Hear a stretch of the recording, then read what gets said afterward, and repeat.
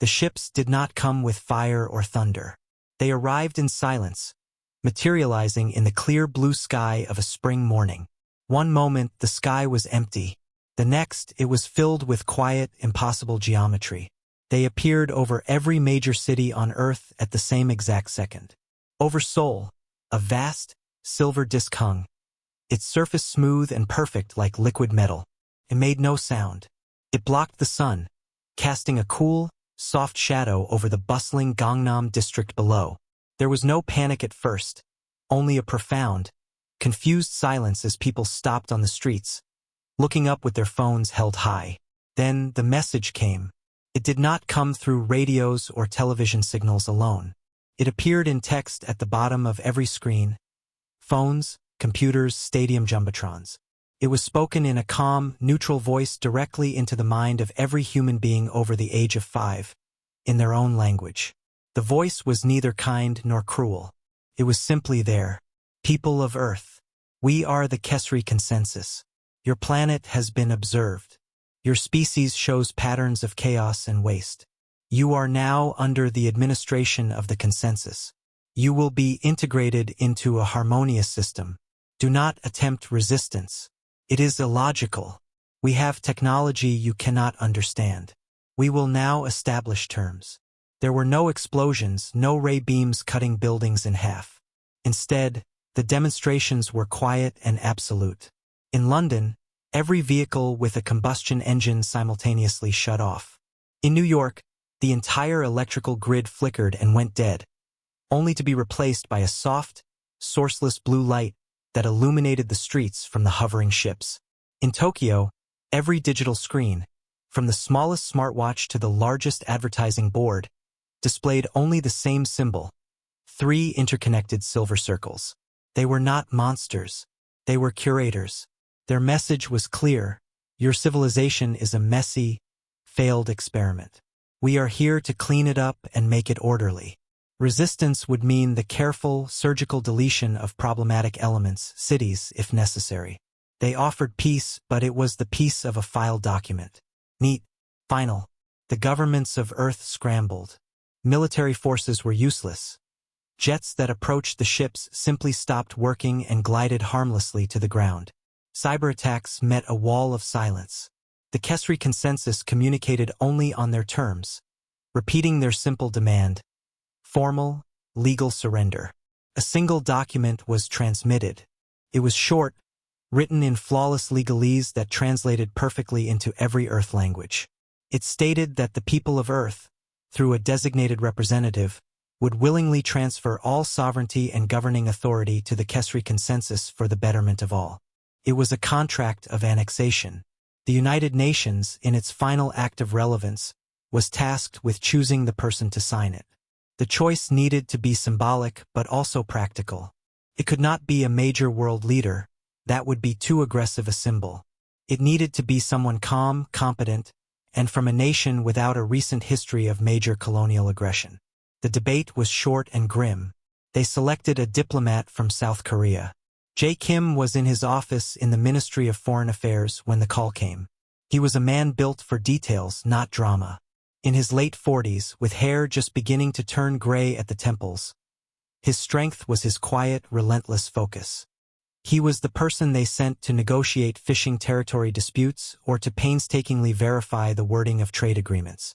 He was known for reading every line, every comma. His colleagues called him the proofreader behind his back, not unkindly. When his superior, a man with a face etched with new despair, told him the decision, Jay simply nodded. He felt a cold hollow open in his stomach, but his expression did not change. "What are the parameters?" he asked, his voice even. "The ceremony will be here in Seoul. They insist on it being public. A global broadcast. You will be given their document and a pen. You sign. That is all." "And if I refuse?" Jay asked, though he already knew the answer. His superior looked out the window at the shimmering silver disk. "They will select someone else. And they may delete this city for the delay. They do not get angry, Jay. They just tidy up." Jay thought of his sister and her young son, living in Busan. He thought of the quiet bookstore he loved near Insadong. He thought of the entire, messy, noisy, wonderful world outside. He nodded again. I understand. I will do it. The preparations were clinical. He was fitted for a simple, dark suit. He was briefed on the few known points of Kesri behavior. They valued stillness, order, and precision. They did not gesture much. They did not appreciate emotional displays.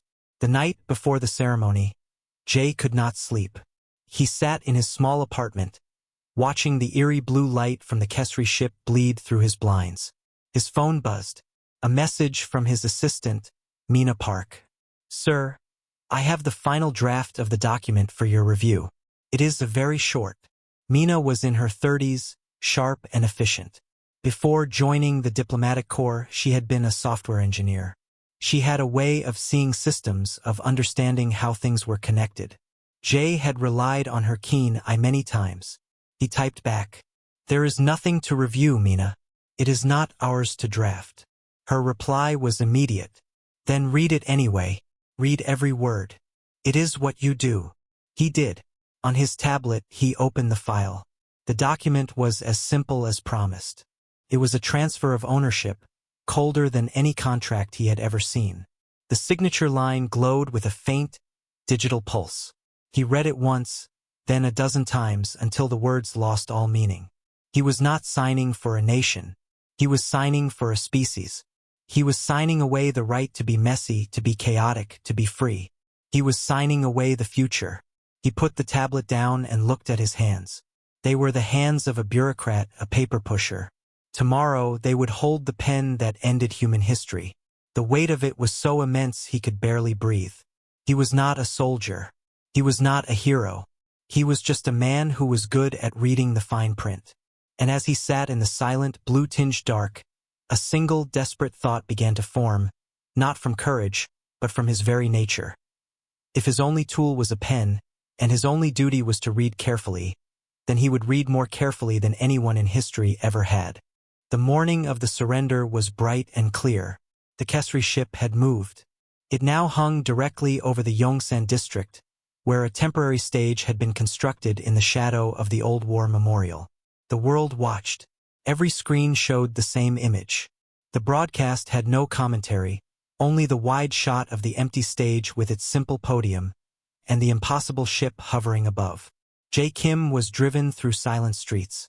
The military had cleared the area, but people stood behind barricades in the distance, their faces pale.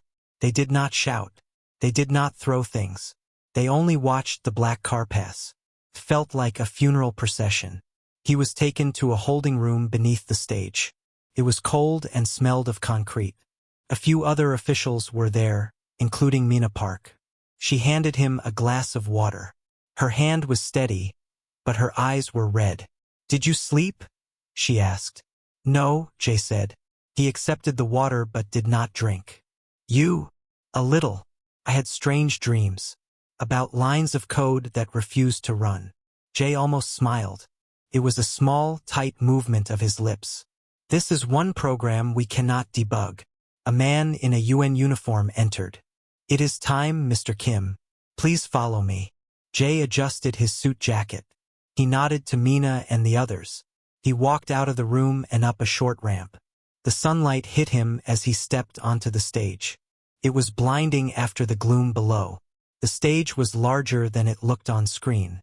The podium stood in the center, a piece of dark, polished wood. On it lay a single sheet of a material that was not paper. It shimmered softly, like the skin of the ship above.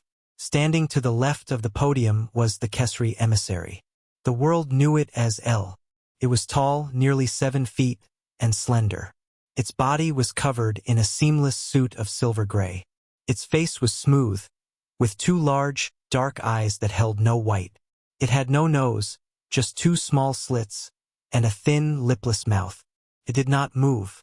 It was like a statue of polished stone. Jay walked to the podium. His footsteps echoed. He could feel the lenses of 1,000 cameras focusing on him. He felt the weight of billions of eyes. He stopped behind the podium and looked down at the document. The words were there, clean and sharp. The The signature line pulsed with a soft, waiting light at the bottom. From the side of the stage, another Kesri figure approached. It moved with a fluid, silent grace. In its long, three-fingered hand, it carried a pen. It was not like any pen on earth. It was a rod of a dark, smoky material, about the length of a hand. One end tapered to a fine point that glowed with a steady blue light. The Kesri placed the pen carefully on the document, next to the shimmering sheet. Then it stepped back to join L. There was no speech, no music, only the quiet hum of broadcasting equipment and the faint sigh of the wind. The silence was the loudest thing Jay had ever heard. He looked at the pen. This was the instrument. This glowing tip was the key that would lock the door of humanity's cage. He had to pick it up. He had to sign. His right hand lifted from his side. Felt heavy, as if moving through thick oil. He reached over the document. His fingers hovered above the pen. He could see the perfect, slow blink of L's large dark eyes watching him. The Kesri did not seem impatient. They seemed curious. Jay's fingertips touched the pen. It was warm, not cold. It hummed with a subtle vibration, like a tiny engine. He wrapped his fingers around it and lifted it. It was heavier than it looked. The weight felt wrong, solid and dense. The blue light at the tip brightened slightly, reacting to his grip. It was ready. He moved the pen over the document, positioning its tip over the glowing signature line. One stroke, that was all it would take. His name in Hangul and it would be over. The hum of the pen seemed to grow louder in his ears. He glanced up, away from the page, for just a second. His eyes scanned the front row of the seated officials. He saw the grim faces of ambassadors, their heads bowed. And then he saw Mina. She was not looking at the document. She was looking directly at him. Her face was not bowed. It was set, her jaw tight. She wasn't crying. She was angry. And in her eyes, he did not see an order to obey. He saw a challenge. He saw the stubborn, chaotic, human refusal to accept the inevitable. In that frozen second, Jae Kim was not a diplomat on a global stage. He was a boy in school, being told to copy a lesson he did not believe. He was a man in a meeting told to approve a clause he knew was unfair. His whole life had been about understanding rules so he could work within them. But what if the rule was extinction? What if the system was designed only to erase you? The pen hummed in his hand, waiting. The blue light was a tiny star, waiting to fall and burn their future into that waiting page. He looked back down at the document. Not at the signature line, but at the words above it. The clean, perfect, unchangeable text of their surrender. And he saw it. Not a way out, but a flaw, a space. The shimmering nanofabric had a wide, clean margin. It was blank. It was meant for nothing. It was empty space. The idea hit him not like a lightning bolt, but like a slow, cold drip of water. It was insane. It was impossible. It would change nothing. But it was the only thing he could do. He did not move the pen to the signature line. Instead, he moved it to the top right corner of the document, to the empty margin. He paused. He took a breath, deep and quiet, and then he began to write. The pen moved. It did not go down to sign. It went up, to the blank, shimmering space at the top of the page. Jay pressed the glowing tip to the nanofabric. The material resisted for a fraction of a second, then accepted it. The blue light left a trail not of ink, but of a slightly brighter, etched luminescence. He wrote in Hangul, his script neat and controlled. He wrote a simple sentence. The Kesri emissary, L, tilted its head. The movement was slow, like a machine calibrating. Its large dark eyes fixed on Jay's hand. This was not in the expected sequence. This was data outside the parameters. A soft murmur went through the human officials on the stage, a ripple of confusion. Jay did not look up. He finished the Korean line. Below it, he began again in English, the other most common language for the document. He wrote the same words. The pen hummed, a slightly higher pitch now. The nanofabric was designed to process one thing, a binding biological signature from the pen's tip. It was not designed for freehand notation. It was trying to parse this new information as part of the legal instrument. The sentence he wrote was, "The authority herein is void if given without the free and unanimous consensus of the governed." It was a rider, an amendment, condition. He was not signing. He was adding a clause. On the front row, Mina Park stopped breathing. She leaned forward, her eyes wide. She understood immediately. He wasn't attacking. He wasn't refusing. He was editing. He was using their own tool on their own document to break the logic of their own system. Elle took a single, silent step forward. His thin mouth opened. The voice that came out was the same neutral one from the global broadcast, but now it sounded only in the immediate air around the podium. "You are out of sequence. You must provide the signature. Nothing else." Jay ignored it. His heart was hammering against his ribs, but his hand remained steady. The focus that had made him a master of detail now narrowed to a single, absolute point. The tip of the pen and the words it was creating. He had spent his life looking for loopholes in mundane agreements. This was the ultimate loophole. He was writing it himself. He moved the pen again, not stopping. Below the English, he began a third line. This one was not in words. It was a series of symbols, numbers, and slashes. It looked random, chaotic. Mina recognized it. Her hand flew to her mouth. It was a crude, text-based version of a logic loop. A command that, in basic code, would tell a system to check a condition that could never be fulfilled, sending it into an endless circle. He was writing a while loop that could never resolve. While consensus is not unanimous, do not proceed. He was turning the document's own processing function against itself. The pen's hum became a whine. The blue light at its tip began to flicker, strobing fast. The nanofabric under Jay's writing started to change. The shimmering surface rippled like water disturbed by a stone. The neat, official text of the surrender document began to waver, its letters blurring at the edges. "Cease," said Elle. The word was flat, but there was a new frequency beneath it, something like static. "You are corrupting the instrument." Jay finally looked up. He met Elle's dark eyes. He saw not anger, but a profound and utter confusion. The Kesri understood force. They understood obedience. They did not understand this. This was not rebellion. It was rewriting. "This is the instrument," Jay said. His voice quiet but clear in the dead silence. He tapped the document with the pen. The flickering light jumped. "You gave it to me to use. I am using it." He looked down again. He had one more thing to do. He moved the pen to the signature line. But he did not write his name. Instead, he drew a single, careful circle around the glowing line. Then he drew a diagonal slash through it. The universal symbol for null, for void. The pen gave a sharp, high-pitched ping. The blue light died completely, leaving the tip dark and inert. The nanofabric document convulsed. The words of the surrender twisted and scrambled, merging with Jay's handwritten clause and his chaotic code. The page was no longer a clean contract. It was a mess of conflicting instructions. Elle stood perfectly still. Then it raised one long-fingered hand to the side of its head. A faint, distressed clicking sound came from it. On the stage, the other Kesri figure did the same. They were not in pain. They were experiencing a system error. Their perfect, logical annexation had just been injected with a paradox. The legal document meant to bind Earth now contained a condition that made its own execution impossible. The pen, the key, had been used to jam the lock. The broadcast to the world still showed everything.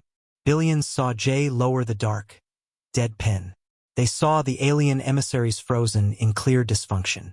They saw the corrupted document smoking slightly, its light fading in and out. Jay took a step back from the podium. He placed the useless pen gently on top of the ruined page. He looked at Mina. Her eyes were shining now, not with tears, but with a fierce, blazing hope. She gave him the smallest nod. The silence was broken, not by weapons but by the raw, simple sound of a single human being, somewhere in the distance behind the barricades, starting to clap. For a long moment, nothing happened. The world held its breath. The only movement on stage was the faint, dying shimmer of the corrupted document. The nanofabric was now a confused patch of light and dark, like a broken screen. Then L lowered its hand from its head. The clicking sound stopped. Its large, dark eyes fixed on Jay. There was no anger in that gaze. It was something colder, a pure, analytical reassessment. It was looking at Jay not as a signing official, but as a system anomaly. A virus. You have introduced an error, L said. Its voice was still calm, but it was no longer addressing the world. It was speaking only to the problem in front of it. The instrument is non-functional. The sequence is halted. The condition is unmet, Jay replied. His own voice sounded strange to him, firmer than he felt.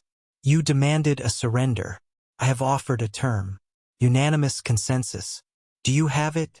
He turned slightly, gesturing with an open hand toward the cameras, toward the silent city, toward the planet. It was a gamble of impossible scale. He was pointing at 8 billion variables.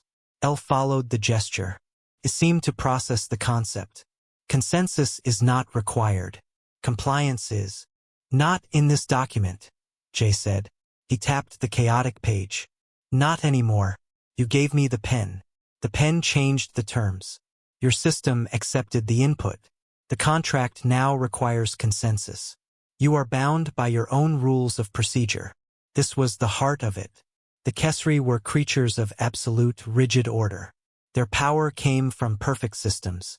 Jay had not attacked their ship. He had attacked a single, perfect system, their legal protocol. He had not broken it with a hammer. He had confused it with a contradiction it could not resolve. On the front row, Mina understood the stalemate. The Kesri could not simply take the pen back and start over. The ceremony, the document, the pen, it was all a single ritual of acquisition. The ritual was now broken. To ignore the broken ritual and use force would be illogical. It would be an admission that their own system was flawed. For beings of pure logic, that might be a deeper wound than any weapon could inflict. The other Kesri on stage stepped forward, picked up the dead pen from the document. It examined the dark tip. It produced a small silver device and pointed it at the nanofabric.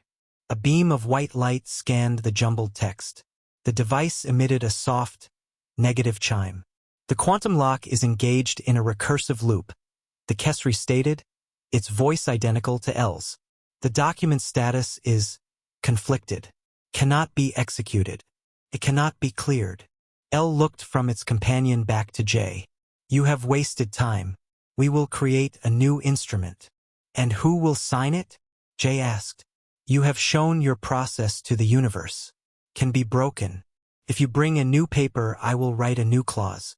If you bring another human, they will see what I did. The error is known now. The flaw is public. He was bluffing.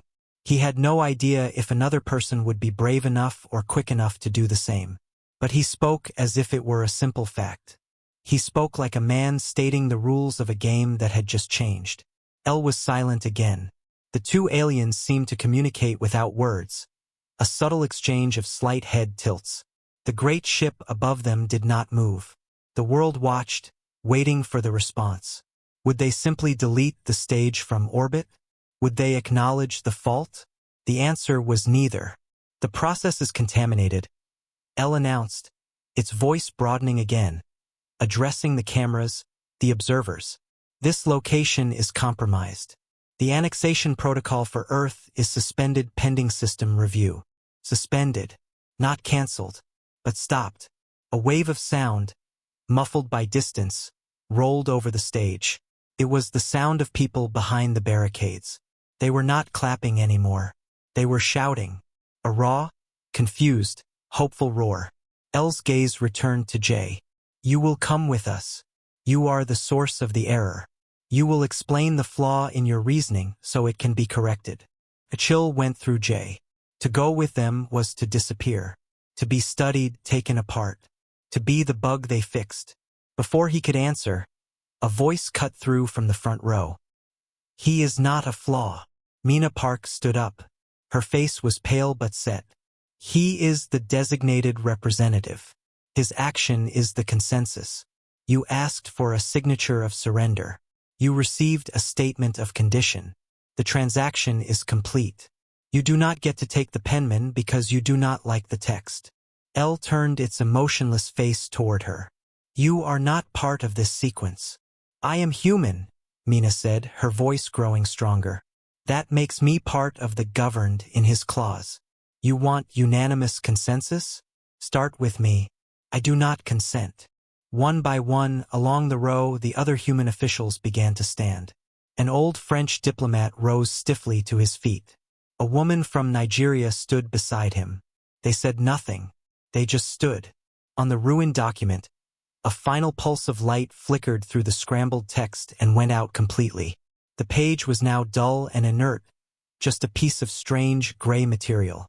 The contract was dead. Jay looked at the standing humans. Then back at L, the process is over, he said quietly. Your system has reached an endpoint. The result is not what you wanted, but it is the result. L stared at the dead document. It seemed, for the first time, truly still. Not poised, but halted. It had encountered something its logic could not immediately route around, a refusal that used its own rules. It looked at Jay, then at the pen in its companion's hand. The weapon of finality had been turned into a tool of indefinite delay. Without another word, L turned. It walked to the edge of the stage. His companion followed. A beam of solid blue light descended from the ship above, enveloping them. Then they were gone, lifted silently into the belly of the great disk. The ship did not leave. It hung there, silent and imposing. But the stage was empty of them. Only humans remained, standing around a broken contract, under a silent threat, in a world that had just, somehow, not ended. The silence on the stage was heavy and sharp. It was the silence after a great noise.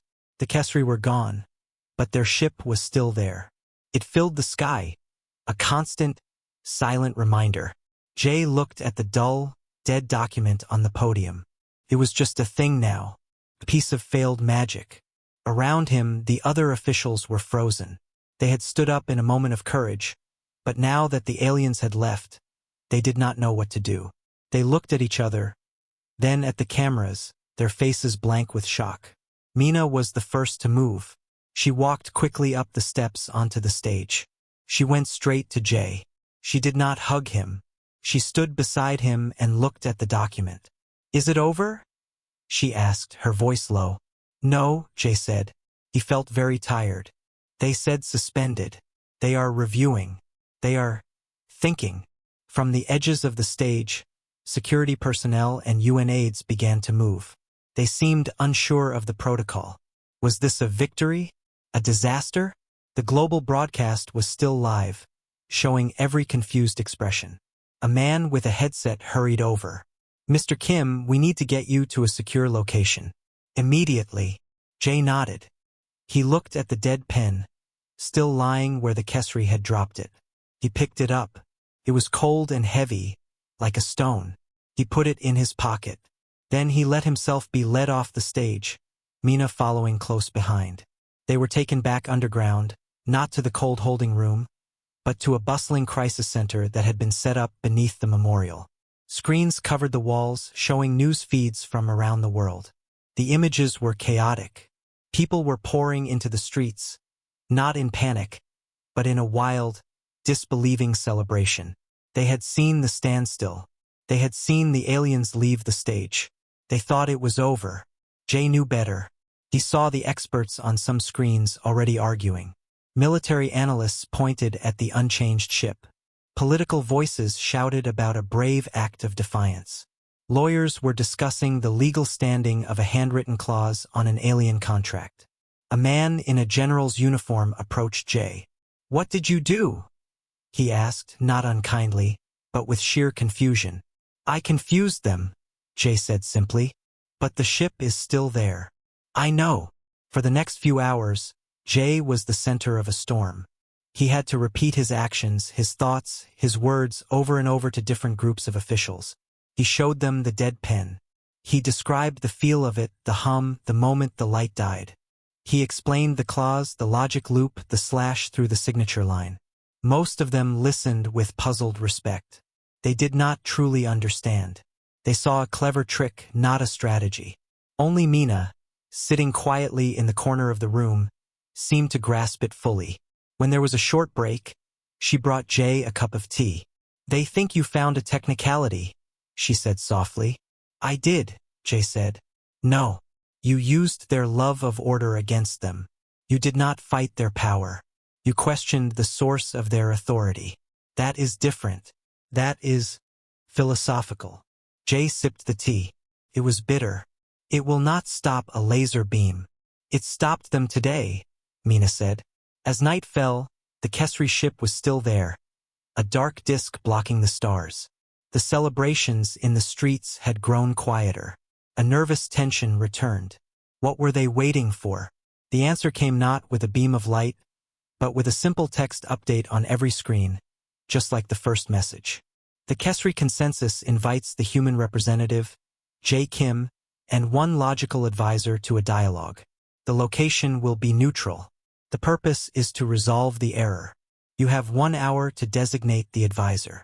The message repeated 3 times. Then the screens returned to normal. The crisis room erupted into noise. Everyone had an opinion. Who should go? What was a logical advisor? A scientist? A philosopher? A diplomat? Was it a trap? Jay waited for the noise to settle. He looked around the room at the faces of the experts, the generals, the politicians. They were all smart. They were all logical in their own way. But their logic was human logic tied to earth, to history, to emotion. He thought of the empty, confused look in Elle's eyes. He thought of the perfect, frozen system breaking down because of a handwritten sentence. He knew who he needed. He pointed across the room to where Mina sat, watching everything, her mind already working through the problem like a complex piece of code. "Her," Jay said. "Mina Park. She will be the advisor." All eyes turned to Mina. She looked surprised, but only for a second. Then she gave a small, firm nod. She was not a soldier. She was not a top diplomat. She was a former programmer who understood how systems fail. She was the perfect person to talk to a machine-like mind about an error. "Are you sure?" the general asked Jay. "Yes," Jay said. "They do not understand our chaos. She understands their order. And she saw what I did. She knows the flaw is not in their technology. It is in their assumption that we would follow their script." 1 hour later, Jay and Mina stood alone in a sealed room.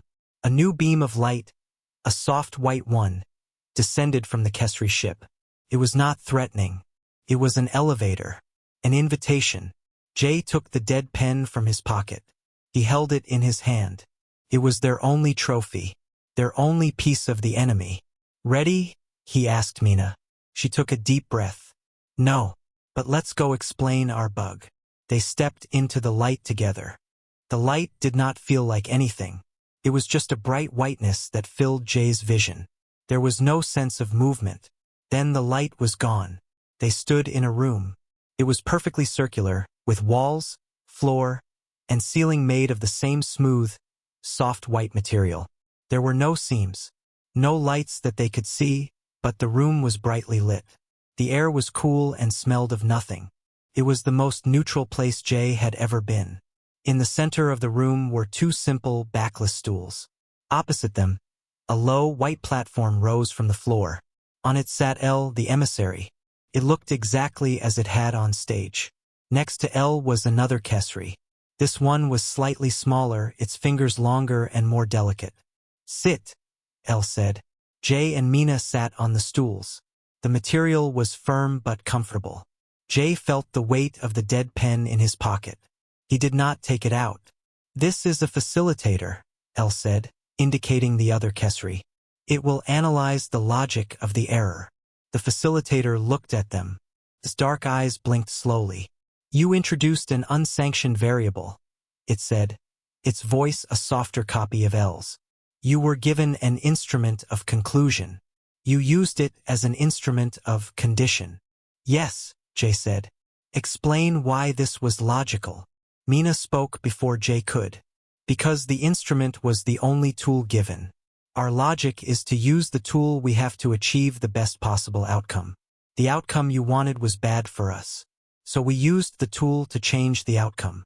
You were instructed to sign, L said. We were handed a pen, J corrected gently. You assumed we knew what to do with it. We did. We wrote. The facilitator's head tilted. Your addition created a paradox. The document required a signature to be valid. Your clause stated the document was invalid without a condition that is statistically impossible. Unanimous consensus of a non-unified biological population. It is not impossible, Mina said. It is just very difficult.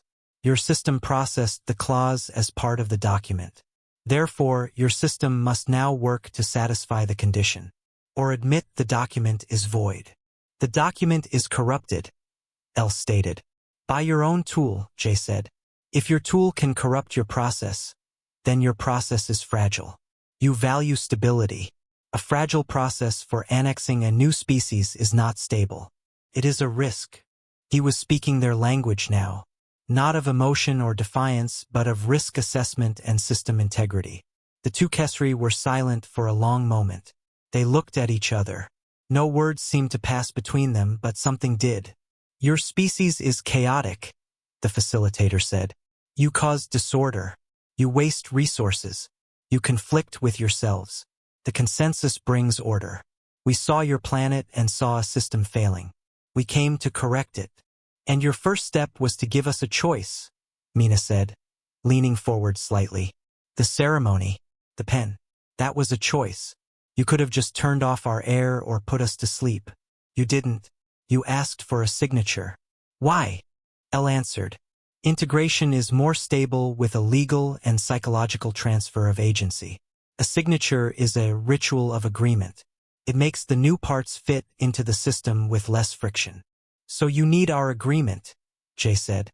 Not just our bodies. You need us to believe we agreed. That is why you didn't just delete us. My clause proved you do not have our agreement. Therefore, integration would have friction. Much friction. The clause was not in good faith, the facilitator said. It was a deliberate obstruction. It was a negotiation, Mina replied. You presented terms. We presented a counterterm. That is how dialogue works between two logical parties. You stopped the dialogue when you didn't like our term. That is not logical. That is emotional. The word hung in the White Room. Emotional. It was the worst thing you could call a Kesri. Elle's body went very still. We are not emotional. We are efficient. Then let's be efficient, Jay said. He finally took the pen from his pocket. He held it up. It was just a dark stick. This failed. Your process failed. You can try again with a new process. But you know the flaw now. We know the flaw. The next human you hand a pen to will know they can write, not just sign. The friction will always be there. He placed the dead pen on the smooth white floor between them. It made no sound. Or, he said, you can change the objective. Do not seek to own a chaotic system. Seek to trade with it, to learn from it. You might find our chaos has uses your order does not. The Kesri looked at the pen. They looked at Jay and Mina. The perfect silence of the room felt different now. It was no longer the silence of control. It was the silence of calculation. You are suggesting a new contract, the facilitator said. We are suggesting you read the one we already started, Mina said. The one that requires our consensus. You want to integrate Earth? Start by earning one person's agreement. Then another. It will be slow. It will be inefficient. But it will have no friction. It will be stable. Elle stood up. It walked to the edge of the platform and looked down at the pen. It did not pick it up. The ship will remain, Elle said. The annexation protocol is suspended. We will observe. We will analyze this concept of earned integration. This dialogue is the first observation. It was not a victory. It was a stay of execution. But it was something new.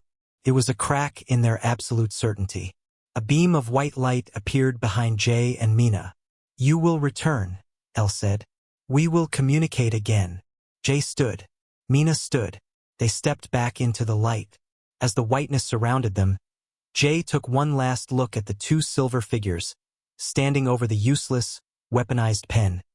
In their perfectly empty, perfectly logical room, now forever contaminated with an idea.